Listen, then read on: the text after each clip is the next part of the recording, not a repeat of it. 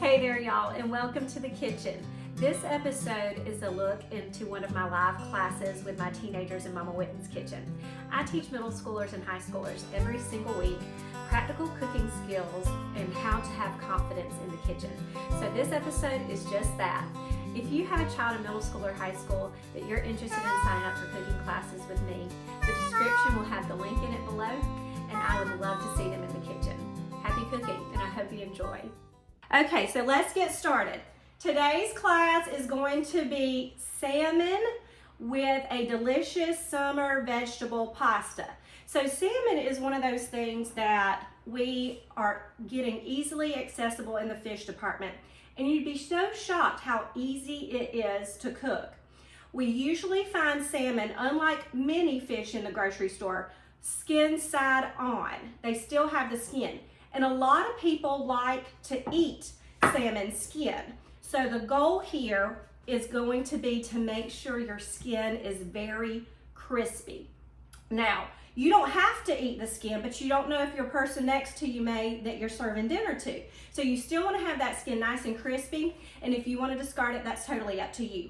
So to do that, we're going to do a little method that combines stovetop and oven cooking. We're going to go ahead and preheat our oven to 425 degrees. And then we're going to actually season our salmon and get it into a cast iron skillet, skin side down. Now the cast iron, when we get it in there, is going to be really, really hot. So the skin is going to immediately start the crisping process. And then when we get it in the oven, that's what's going to cook the flesh of the fish through very well. So the other thing that we're doing like today is our summer vegetable pasta. And for that, we need pasta water boiling because that usually is what takes the longest. We wait for pasta water to boil and everything else is going on and we're still waiting for pasta water to boil. So if you are making pasta or rice or anything that requires boiling water, out of the gate, when you're starting meal prep, you start that water and you're not waiting on water to boil. So I'm going to get my pot really, really full. My oven's preheating, and then we're going to talk about our seasonings. And it's just so funny. I got a text message from him this morning, so he is fresh on my mind. Our little college boy that lives with us, Levi, is a big salmon guy, and he is the sweetest boy. He loves to cook for us, even though I cook all the time. And so he made us his salmon, and it is so very delicious. So I'm going to show you Levi's salmon recipe today. I'm going to add one little ingredient to it because, you know, I can't leave alone. I'm going to add a little garlic because, I mean, what do I not put garlic in? So we're going to do that for our salmon. So what Levi does is his main ingredients that he uses is smoked paprika, salt, and pepper. And I like to add some garlic powder to that just because it makes everything taste better, in my opinion. It just does. So I'm going to season this up really well, and then we're going to put butter on top of it. So while it's baking in the oven, the top is going to get basted in butter. So it's going to kind of be doing the crisping on the bottom and the basting on the top at the same time. Smoked paprika, I like to call this bacon in a jar. It, if you smell it, smells just like bacon cooking on the stove. It has this smoky, salty, wonderful, I mean, there's nothing else like it. You can put it in anything, and it's like, oh, is there bacon in there? So it just really, there's no salt in it. You have to add salt to it, but it has that smell of that savory bacon. So what we're gonna do is we're gonna take our smoked paprika, and you're just gonna dust very generously over the top, but not to the point where you are going to like not be able to see the flesh of the salmon. So I'm gonna show you what my dusting looks like of smoked paprika before we add anything else so you can see what we're working with here for the flavor. You want it to take on this really nice red hue, okay? And don't confuse smoked paprika with regular paprika, Hungarian paprika, or Spanish paprika. Regular paprika won't have this smoky flavor. Hungarian and Spanish paprika are usually hot and spicy. This is not spicy at all. This is just very smoky and delicious. So I'm going to go on with some garlic powder. I would say about half of a teaspoon of garlic powder, half a teaspoon of smoked paprika for this piece of salmon that is right at a pound. The cook time and the seasoning amount will depend on the size of your fillet. You can get salmon fillets easily that are up to this long. If that's the case, you're gonna need to double or triple your seasoning amount. Then we're gonna generously sprinkle on some salt. And we're just gonna season the top of our salmon. We're not gonna go underneath and season our skin. Our skin is gonna get flavor because we are going to put butter in our skillet first. And so that salted butter is gonna give our skin some delicious flavor. So a good pinch of salt and pepper to really generously do that. And we're gonna sit this over to the side to kind of just hang out and get those seasonings really well incorporated and started to be absorbed into the meat. So now, while we're waiting on that, let's start talking about the veggies that are gonna go in our pasta, because we know we have to be multitasking right now.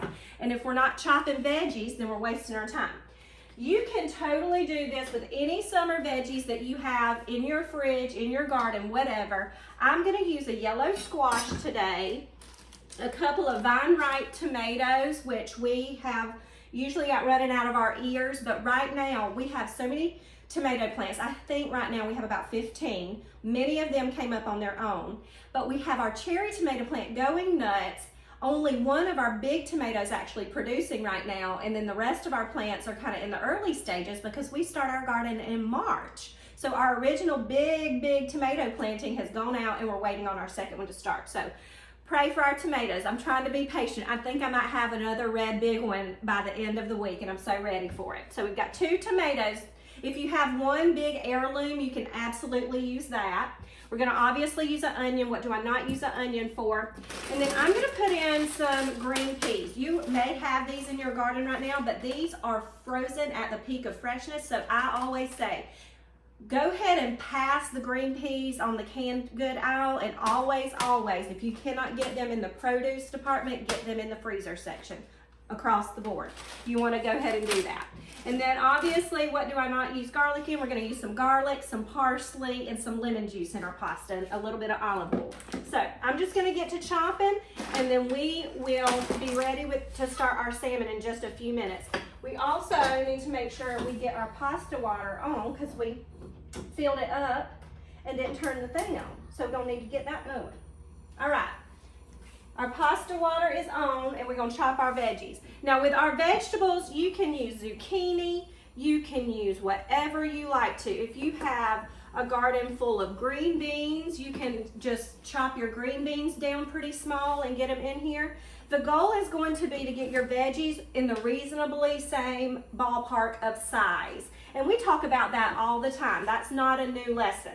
If you are ever doing things that are requiring multiple different things chopped, you always want to stay in the same size frame, because number one, you want them to cook evenly, and number two, you want them to be easy to eat and bite size. And a uniformity of size helps in both of those departments. It also looks better that way. It looks more professional, more put together. So we're going to take our squash, and we've got penne pasta today, which is just a shortcut pasta. And you can tell because it looks like a pen. A quill pen is what it was actually named after. So you know the little pens that George Washington used to write with or whatever? That sort of pen is what penne is named for. See how it's pointy on the end, like you could almost dip it in ink and write a letter? That's what we're using today. You can use any shortcut pasta you would like to. We're gonna cook it the majority of the way in our pasta water. But as we've talked about before, this is also not a new lesson. Pasta water is an ingredient, a very, very, very important ingredient. So we are going to take our pasta, we are going to get out a ladle, cup. I'm probably going to get a coffee cup, to be honest. That's just me. We're going to get a cup of pasta water. We're going to take it out of the pot before we drain it. And after that, our pasta will finish in the sauce, and that pasta water will get introduced into our pasta sauce, and it will make the sauce become more luxurious, and it will act like glue to make it stick to our pasta, which is a glorious, magical thing. But the great thing about pasta water as an ingredient is A, it's free, hello, and B, because we salt our water, it not only acts like glue, but it adds flavor to our dish. So your pasta water is going to make it salty, and it's the starch that has been let out of your pasta that actually works like the glue to make the water do its thing and make your sauce absolutely perfect every single time. So we're going to just chop our squash in little kind of bite-sized pieces. We're going to go like this size because this sauce itself, the fresh veggies, they're going to cook super fast. We're going to get our onions in first because they'll take the most time, followed by our lighter cooking vegetables. So we'll go in with our onions, give them a minute. We'll go in with our tomatoes and our squash, give them a minute. And then we'll go in with our peas at the very end because they are quick, even being frozen, they are quick, almost just a thaw out in the sauce, and you don't want to like really cook them. So that's just the whole method of doing this. If you have cherry tomatoes in your garden, you can put those in the here whole. I would put them on earlier in the process because we're not cutting them. So if you use a cherry tomato, I would put it in with the onion. And like as the heat starts to burst your tomato, you can actually use your spoon to crush those a little bit. So if you have an abundance of cherry tomatoes or whatever in your garden, you can absolutely use those for this dish. So really uniform chopping, and that would work perfectly because of the size that we're chopping everything else. Cherry tomatoes are kind of already there. So just this one big squash is going to be a ton of squash, and I just love that because squash is so tasty. Zucchini is the same way, and it is so good for you. But you could add peppers to this. You could add mushrooms to this. Really, the rules are you do what your family loves. The only things that I would say would be a departure is if you use something like carrots or celery, they take longer to cook than what we're going to be doing this. So if you were to do like a carrots or celery situation in here, you would definitely need to start that first, even before your onions. So our squash is chopped. Let's go ahead and get our onion chopped. This is a small Vidalia onion. If you've got a very big one, you can use half. You could also use a red onion, or if you have spring onions in your garden, just use a couple of those. We actually are about to do some more planting. We are doing another garden section. We have a little, what I would call a lanai or breezeway area that's pretty good size between our two garages, and it's just not wasted space, but it doesn't have anything in it but our trash can and some empty planters right now. And so I told Richard, I said, we've got a lot of extra wood that gets some really good sunlight, and I've got some old windows I could hang on the wall out there, get some hooks, and we could have some stuff vining. So I'm about to make him plant me another garden area in addition to the one I've already got, which is actually, I've got a garden area that's most of my vegetables, and then I've got a lemon tree and a lime tree. Got a blueberry bush that's all the way on the other side of the yard that came up all by itself. I'm going to get my knife to get this peeling off. If you ever struggle with the little flimsy peeling on your onion, just take your sharp knife and get up under it like that, and it helps it come off just a little bit. Whenever you have white onions or Vidalia onions, the peeling can be super papery thin, unlike a yellow onion, so sometimes it takes some assistance to get them off. But don't just waste a whole layer of onion trying to get it off. Try to help yourself because there's a lot of onion under there on that other layer. But anyway, so I told him, I said, you've got a lot of extra wood and you've been asking me what I want you to do with it. So let's build some more planter boxes, and I'm going to get some more plants and just go ahead and be more of a green thumb lady. So we'll see if I can keep more plants alive. I've done pretty good this year with my garden. We do have peppers running out of our ears right now, but every single pepper we have is way spicy. And if I was to do peppers in this, my girls wouldn't be able to eat it. But if you have sweet peppers in your garden or bell peppers, they would be excellent in this. And they would need to go in with your onions as well.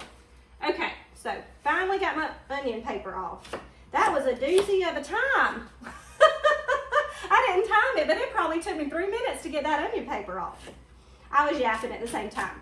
Always want to remember, whenever you're chopping your onions, you want to keep your first half like your half moon, and then when you get halfway through, you want to rock it forward to give yourself more stability to cut the second half of that onion. So I'll show you one more time how we do that. So we go through underneath the bridge of our fingers, turn it to the side like this, curl your fingers under, end of your knife on the board, and we're not gonna ever chop like this. We are gonna rock with the motion of the ocean and get halfway through this part of the onion, rock it forward to give yourself more stability, and then we're gonna get our fingers back in place and do the rest of the chop. That is how you get even Steven chopping done and in a hurry so you're not crying a river over your onions. Now, I'm going to go ahead and get my pot over here for my pasta sauce started, but while we're waiting, I'm going to get my butter in my pan for my salmon. So we're gonna go ahead and get our salmon going because we do want it to have time to rest at the end. Salmon, steak, no matter what protein you're cooking, it always needs to rest when it comes off the heat. So we don't want to be pulling this out right at dinner time and putting it on the table. We want to give it at least 5 to 10 minutes to have its rest time. So we're going to get some heat underneath our cast iron skillet. And I'm telling you, I have had cast iron skillets for the whole time we've been married. I got a brand new set from my grandmother when we got married. I seasoned those things. I've used those things for years and years. And I have struggled to really get and keep an excellent, excellent seasoning on them. But this cast iron skillet here, however, came from Richard's granny and Pawpaw's house. And so she has been seasoning this for longer than I've been alive. And there is nothing you can do to mess up the seasoning on this cast iron skillet. It is glorious. I can make a fried egg in here and there is no stickage whatsoever. So that's the cast iron. I actually measured it. I was like, I've got a bigger skillet and if I need it, I can use it. But I want the creme de la creme best cast iron I've got, and that's Granny's skillet, not mine. So I've got some heat going under here. There's gonna be some butter in this dish. We just haven't got to it yet. There's gonna be some butter under our salmon, on our salmon, and in our pasta sauce. Not a ton, but by the time we end, we may have used this stick. And I also may have some on standby if I decide to get frisky. A little bit of butter on standby. You gotta have the necessities in abundance. I once heard one of my favorite fellow cooking mamas that I have followed for years and years, Ree Drummond. I love her because we have so much in common. She lives on a ranch in Oklahoma, which I lived on a farm in South Carolina for a few years of our marriage, but she homeschools her 4 kids. She's a self-taught cook, so she and I have a lot in common. And one thing that she says that I absolutely love is she says, I measure my butter in bricks, not sticks. So if you have a stick of butter instead of a brick of butter, it's time to go shopping. So there's probably going to be a stick of butter in this entire meal, but I've got 3 sticks on standby just in case, because we do measure in sticks or in bricks, not sticks. So, okay, so my salmon's over here. It's going to get in my pan as soon as I get a good sizzle on there. When that goes in the oven, I'm going to get some butter and oil paired in my pasta skillet, because we do both. One for flavor, one for temperature. Whenever you need to have butter cooking in a dish and you need the temperature to be higher, you pair butter with olive oil to get that. Because if you use just butter and your temperature is too high, your butter's going to burn and it's not going to have the flavor that you want it to. And so consequently, we always use the butter for the flavor, and then the oil is going to be the carrier to the high temperature to keep that butter from burning. So my skillet is getting good and hot. My oven beeped at me just a second ago to let me know that it is at 425 degrees. You don't want to brown your butter here. We're melting it and getting a really good hot skillet. So we're just looking at some really good melty butter deliciousness here. That's what you want to see. And the other thing about cast iron that is so good is it's a very consistent heat. It holds heat incredibly well. There is nothing that holds heat better than cast iron as far as a pan goes, but it's consistently heated very well. Another thing I want to tell you about my salmon is before I seasoned it, before we started class, I dried it off You want to make sure there's no moisture on your salmon before you cook, just like any other meat. You don't want to have moisture on there. You want to be able to introduce your seasoning to a good dry piece of meat. So we're going to get our salmon skin down. Immediately I hear that sizzle, and that's exactly what I want. And we're going to give that just a minute to start to crisp up. And then we're going to slide that in the oven. In 15 minutes, it will be completely done. Depending on the size of your filet, you are going to have to keep an eye on that. But it's not like you're going to add 15 minutes for every extra pound or something. So if you were to have a 2-pound filet, you would probably, it would be longer, not necessarily a ton thicker. So you would probably only add about 3 or 4 minutes to your cook time for additional pound, because a filet of salmon is going to be spread this way instead of getting thicker this way. So if you have one that's significantly thicker than this, you would have to keep that in mind as well. But across the board, I'd say per pound or so, you want to only add about 3 minutes per cook time. You're never going to need to put salmon in the oven for more than about 22 to 24 minutes, no, even a really big one, as long as you're cooking it at 425 or so. And that's usually how I do it.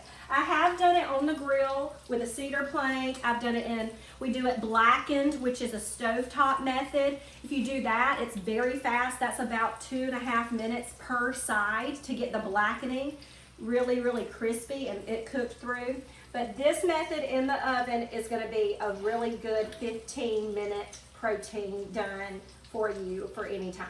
So we're going to get this in the oven at 425, and I'm going to check it at about 12 minutes, but I'm planning for it to go for 15. And then I moved my pasta sauce pan to the front.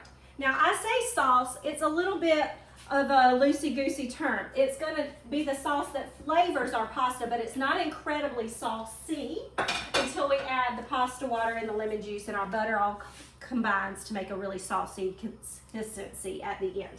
So I'm going to get about 2 tablespoons of butter, and that's what I got underneath my salmon as well. I did about 2 tablespoons of butter underneath my salmon. I'm going to get 2 tablespoons of butter into my pasta dish.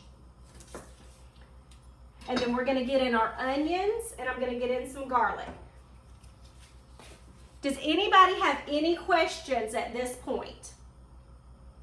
Any questions? No. Okay. Actually, okay. Ask, what do you have? So I'm pretty sure we have a cast iron skillet, but like yes. We've never ever used it. Okay. So what else could we use? Stainless. Okay. Stainless is your next best choice, and it does very well. It does very well with consistent heat too. It goes from stovetop to oven. That's your biggest thing. You want a pan that goes from stovetop to oven, and you've got to have consistent heat. So my top 2 choices across the board for absolutely everything are cast iron and stainless. Period. Okay. Those are my best choices. If you want me to tell you how to season that cast iron skillet, I can do that. All you really have to do is coat it with a good coating of vegetable or canola oil and put it in your oven at 325, 350 for about an hour, and then that just does a seasoning. You wipe it out with a paper towel and it's ready to be used. And then after you've used your cast iron skillet, you want to just clean it with some salt, coarse salt, a rag, and some water. Wipe it out. If you have to, you can use a tiny bit of soap, as long as you oil it again before you put it away. So if it ever looks like you've got a little bit of a rough situation going on the surface, again, then all you have to do is you oil it, and you can even put it on the heat on your stovetop, and it kind of redoes that seasoning for you. That non-stick surface is called a seasoned skillet, and that's what you want, a cast iron to be a seasoned skillet. Okay, so I have 2 tablespoons of butter in here. I'm going to put in a little bit of avocado, or you can use olive oil.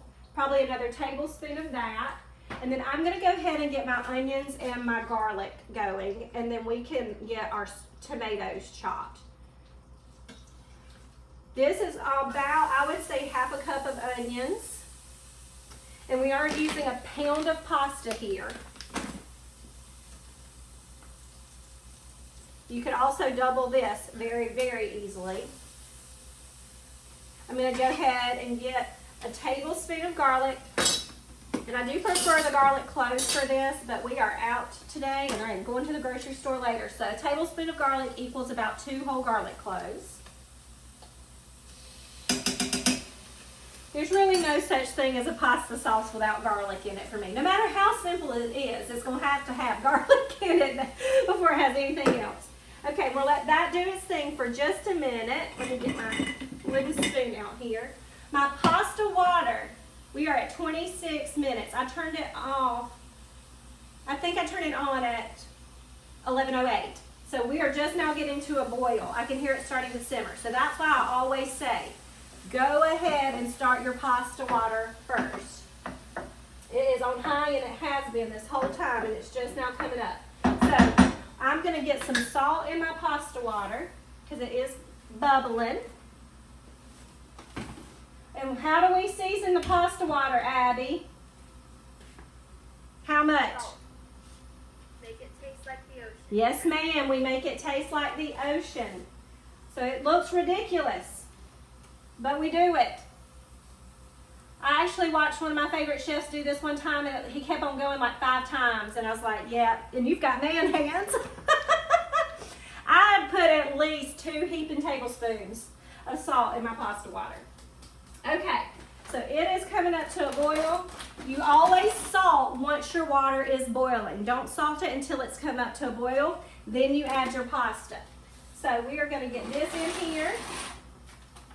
We are going to stir it immediately. And that's why pasta doesn't stick. Not adding oil into the pot. That does absolutely nothing for you. It wastes soil. So stirring it is what keeps it separated. That's all you need. Now this has been going for about a minute or so. So I'm going to get my tomatoes chopped, and then we're going to get our squash and our tomatoes in our dish. Now our biggest rule of a knife, if it is sharp enough, it should be able to cut through the skin of a tomato without crushing it. And that is the rule of thumb. If not, it's time to sharpen your knife or replace it. However, if you do not have a sharp knife, or you're less confident with your regular knife, a serrated knife like this will always do a good job on your tomatoes. This little edge right here really does help. So, FYI, your knife should be sharp enough to do this to a tomato. But if you want some additional help, a serrated knife does a really good job. All right, so there's a little bit of translucency, but not browning. We don't want our onions to be browning on the outside. They're just starting to turn translucent. My tomatoes are the same size as my squash. So we're going to start getting some of this other stuff into the pan. My squash is going to go in, and I'm going to go ahead and get this first tomato in, and then I'm going to start chopping my second tomato. Like I said, zucchini is a completely fine and perfect alternative to this yellow squash in here. I wouldn't use anything like a fall squash. I wouldn't use an acorn or a butternut. They're very hardy, and that's a very different flavor and texture. This is a very quick cooking, tender squash. So you want to stay with a very good, quick summer fresh veggie situation, not the longer cooking fall squash situation. We'll get there in a couple of months. We were just laughing with some friends that were asking about the climate where we live, and they were like, so it's ridiculously hot right now. What do y'all do, and what is it like in the fall? And we're like, it's still hot in the fall. We get fall when it becomes winter. And then we end up getting like 2 weeks that seem really wintry, and then it's spring. And it's hit or miss whether or not you're going to get one good freeze that you have to worry about your pipes during that winter stretch. 2 out of 3 of our winters we have had one of those little crisp cold snaps. One was just a pipe, laundry room pipe froze, and the other one we had 11 inches of snow. Alabama, the 100-year snow is what they're calling it. Okay, so my tomatoes and my squash, my onions, and my garlic are in here. I'm going to rinse the tomatoes off my hands real quick. I'm going to get my pasta stirred one more time while I'm here. Stirring your pasta throughout the process is something that we don't always highlight, but it's very important. 2 or 3 times during the process of cooking your pasta, you need to stir it and keep it moving and separated. Okay, get our board cleaned up a little bit. Now I can get my heat turned up higher since we got some more stuff in the pan. And now let's season up our veggies. We want to get them really good and seasoned with salt, pepper, all that during this part of the process. So we're going to get a good couple of teaspoons of salt in here. And I will say this, we have a salt lesson in the classroom in the Culinary Foundations course. But you need to make sure that you know what salt you're using and its salinity level. So if I've got some Himalayan pink salt in my salt and pepper grinders. It has a lower salinity level than what I'm using today, which is kosher salt. If you're using kosher salt, your food is going to be saltier with less of it than if you're using even an iodized or a Himalayan pink salt. So just know that you may have to adjust your amount depending on the salt that you're using. And if you're not sure, go back and watch that salt lesson that's in the Foundations course. All right, so that's doing its thing. It looks delicious. Just get that stirred up. We are going to add a little bit of garlic powder to this too, in addition to the fresh garlic, because I've said it before, they hit different notes. One is going to end up being like a cooked, mellow, sweeter garlic flavor. The other is just going to really give you a pop of garlic, which is what you need in this dish. And while we're doing that, I'm going to get my parsley over here, and I'm going to need some lemon juice for this dish. I don't know if I showed y'all this one. I got a bag of organic lemons before class last week, and we used some lemons last week. I'm going to use some this week, but this one is so big. Like I was almost questioning whether it was a lemon or an orange that turned the wrong color. But there was like some of them in this, and that's what you get with organic. Like you're not going to get all the same size and all the same shape. That's what normal is. But this came in the bag, and this came in the bag. Same bag of lemons. Okay, it's like playing Russian roulette with your food.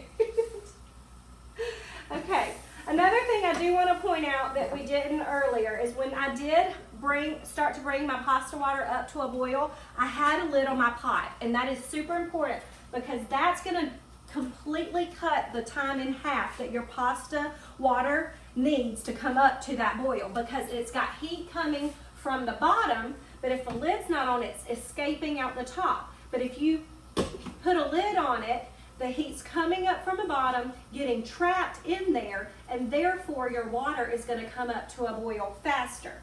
What you don't want to do is after you have starch, i.e. pasta, potatoes, you don't want to put your lid back on, because when it returns to a boil, it will overflow because of the starches in, and not Abby knows. She's been doing this long enough. She's like, oh, I've overflowed a pot or two. And I'll be honest, y'all know it. That's the reason we cook things on 400 plus. I get impatient, and I'll come over here and I'm like, I can just put this lid on, and we'll hurry it up, and right before that boil starts again, I'm gonna take it off. And then somebody calls me from the other end of the house, and I go down there, and next thing you know, it's and the water's coming out, and it's getting all in the eye, and oh my goodness. So if you feel like you might get called away, don't try to do that. Just don't put the lid back on. Rice does not do that, because if you follow the directions, once you get your rice in, you turn your heat all the way down to low, and that's why the lid on the rice works for that starch, because your heat is very, very low and you're not trying to bring something back to a rolling boil. Okay, so this has got another 2 minutes or so, and then it'll be ready to have our peas added to it. I would say my pasta probably has another 5 minutes before we drain it and get it to al dente. And then I'm just going to look really quickly at our salmon and see what it's doing, and see if I can see.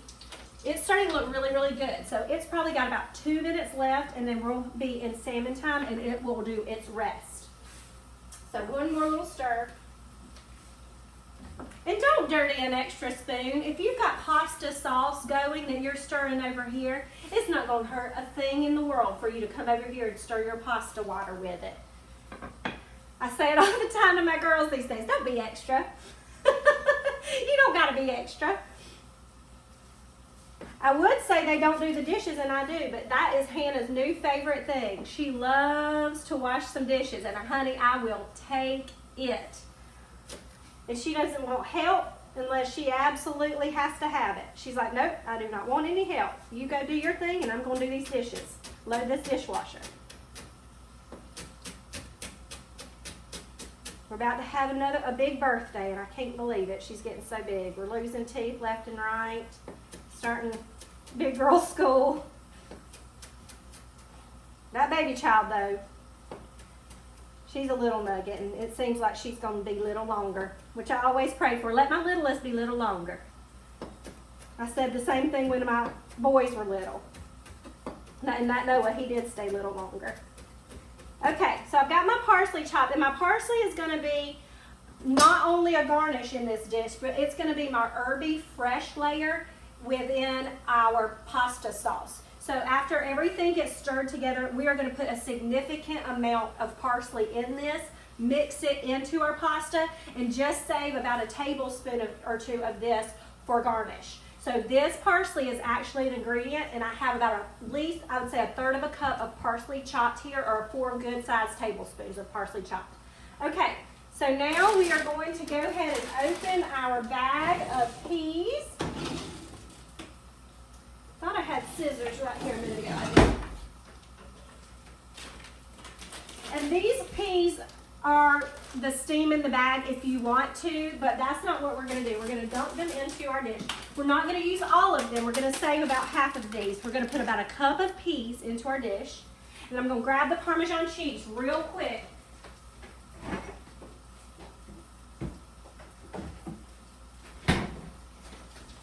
I almost don't think I can make a pasta dish without Parmesan cheese. It just doesn't seem right. It doesn't seem Italian. Okay, I'm going to check my pasta.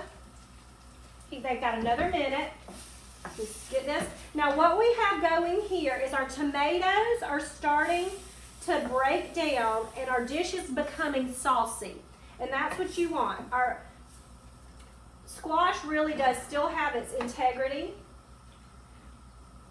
and its shape, but the tomatoes, like I said, the tomatoes are becoming saucy. You see this? That's going to be what you're looking for. You want them to start to break down. That's what Abby likes. She doesn't want a big bite of tomato. She wants it broken down into a sauce. So we're going to get that in. Okay, now we're going to go in with about a cup of peas. And like I said, make this your own. If you don't like peas and you want to use some fresh green beans, fresh asparagus is delicious in this. You could absolutely wilt in some spinach. You can use broccoli and just chop it into very small florets.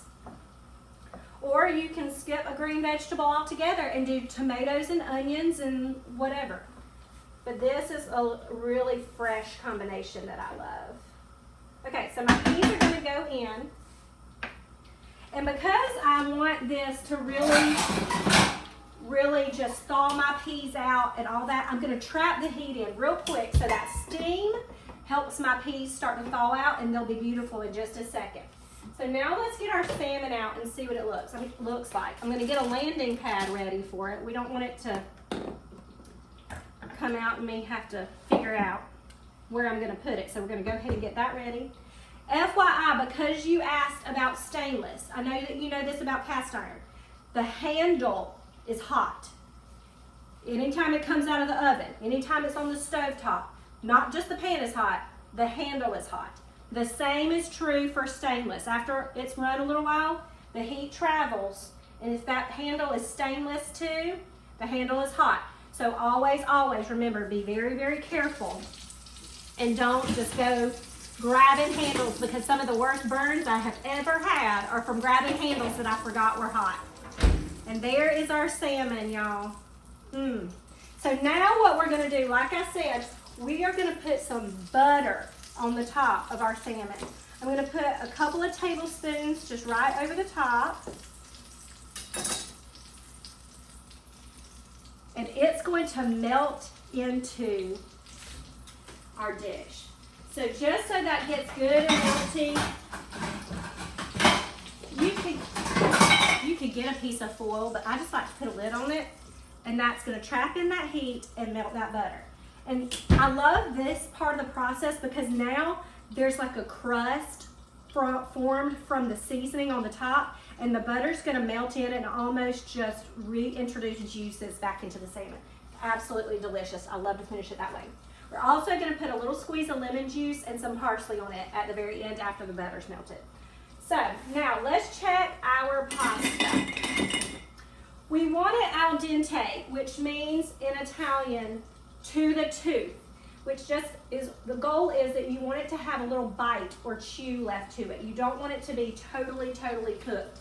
And we're gonna finish it in this sauce. And the reason for that is because when you do it that way, the pasta has an opportunity to absorb the flavor in the sauce. If you cook it completely, it's just gonna fall apart, get mushy, and the sauce doesn't have anywhere to go. But if it's underdone just slightly by a minute or two, like it is, it's had long enough to absorb that salty water, but it is perfectly al dente. So, let's grab out our pasta water. We don't want to forget that. When in doubt, always get more than you think you need. So I'm gonna get a good cup and a half. Okay, so pasta water, check. That ingredient has been provided. I'm gonna drain my pasta, and then we are gonna get it into our pan with our pasta sauce. Anytime you drain pasta and put it directly into the pasta sauce itself, it will immediately start to absorb. So that's why you want to do that way. Remember, these are hot too, so keep your face back and don't get a steam facial because it could be really hot. All right.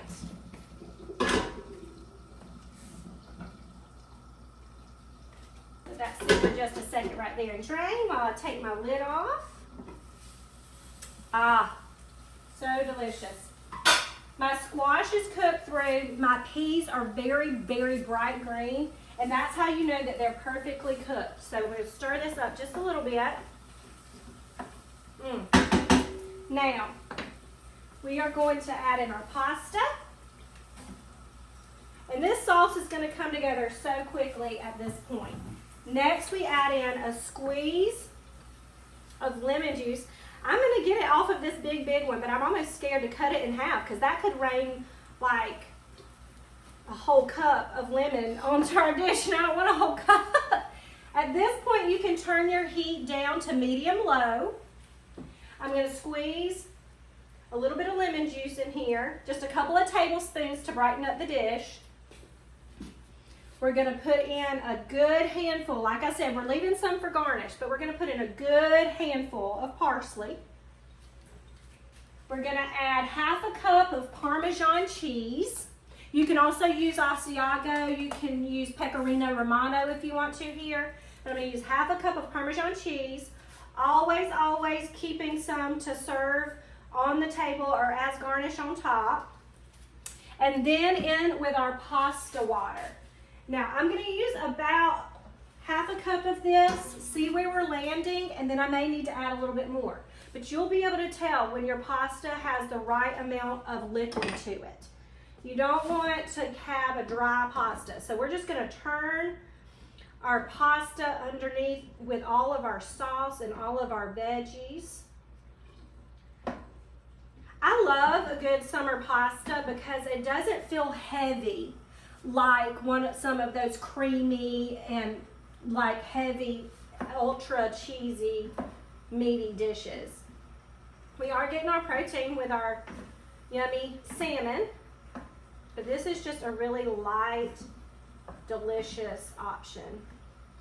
And you could totally keep this meal vegetarian and just serve this pasta with a salad and some garlic bread, and you are in business. Okay, that looks amazing. I am going to go ahead and add the rest of our pasta water. I want it to have a little bit more liquid to it. And then at this point, I want to check it for seasoning. Because we did such a good job salting the cooking water, and that's been used in here, I should not need salt. But when you're in charge, you got to know. Delicious. Perfect. Okay, that is done. Absolutely delicious. I am going to cover this, turn it off, and then at the very end, when we plate this up, I'm going to sprinkle the very top with a little extra Parmesan cheese and a little bit of parsley. So now our butter is completely melted on top of our salmon. I want you to see what this baby looks like. I'm going to plate it up, but I just want you to see, like, we've got some really good color in here, but there's a butter sauce in the bottom of the pan. So whenever I get to the point of plating it, I'm not going to waste that sauce. See what this salmon looks like? See that fillet? Isn't it beautiful? Look at that color from that smoked paprika. And the butter just made it have this actual, like, unctuousness that it just needed. It's unbelievable. I'll be ready for this. And I've got to tell y'all, the smoked paprika does something to this that removes any kind of fishiness to this, even in the smell in the air. Like, we're very particular that we like fish that tastes like the ocean. If something is heavily fishy, even smelling it to cook, my husband's like, no thank you. Levi made this salmon in the house like 5 or 6 times, and we didn't even know that he was making fish in the house. So it is super, super delicious. Very, very new to fish friendly kind of way to season and cook this piece of meat. So FYI, if you think that you don't like salmon, this is a really great way to start. So I'm going to grab my plate.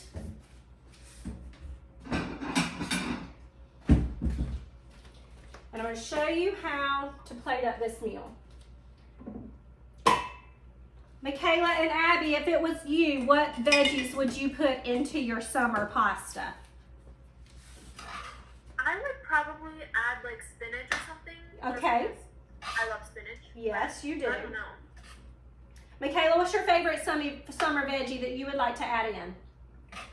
I don't know what I would put in. That's because you don't eat vegetables. Because you don't eat a lot of veggies? Yeah.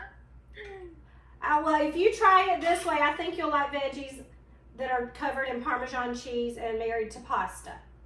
So I'm getting this kind of plated up. This is a regular size portion. Look at that ooey gooey cheese. I'm going to top this with a little bit more parsley.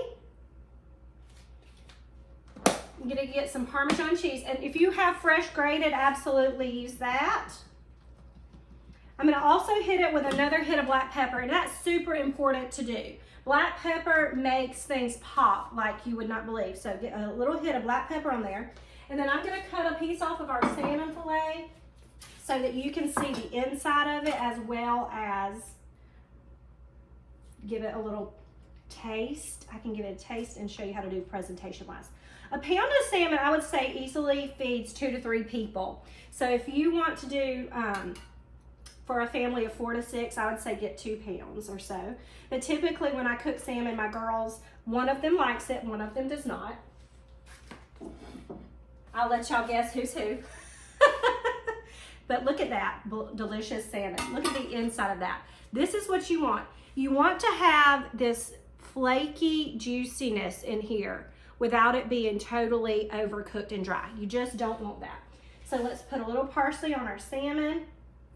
Let's get another squeeze of lemon. Fish loves citrus. Fish loves herbs. It loves freshness. So anytime that I serve a fish or shrimp or lobster, anything that has come from the ocean, I am going to put lemon on it and on the plate. So we're just going to do a little quick squeeze. Add it to the plate. And there is your summer salmon and veggie pasta. That looks so good. I think that I might know what I'm having for lunch, and I'm not sure. I might be home by myself, so nobody can fight me for it.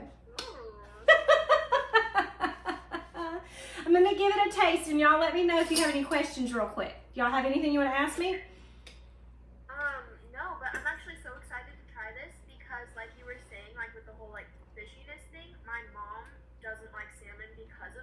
Oh my And goodness. so I'm like so excited to try it so that we can have it without it being like super fishy.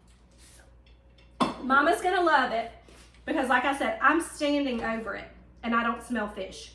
I just ate it. I didn't taste fish. It's super delicious. Well, y'all make sure you come on and tell me what Mama thinks when you do make it. Send me a picture. I cannot wait to see what it looks like when you do. You always do great plates, girls. Okay, well, if y'all don't have any questions, I will see you next week. Let me know if you need anything throughout this week.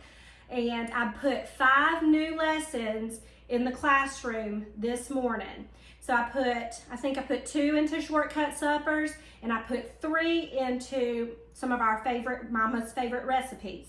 So go in there, there's 5 new lessons to look at and do that y'all have not seen before. So if y'all have any questions about those, just send me a message, okay? Okay. All right, I'll see you guys later. Okay. All right, have a good week.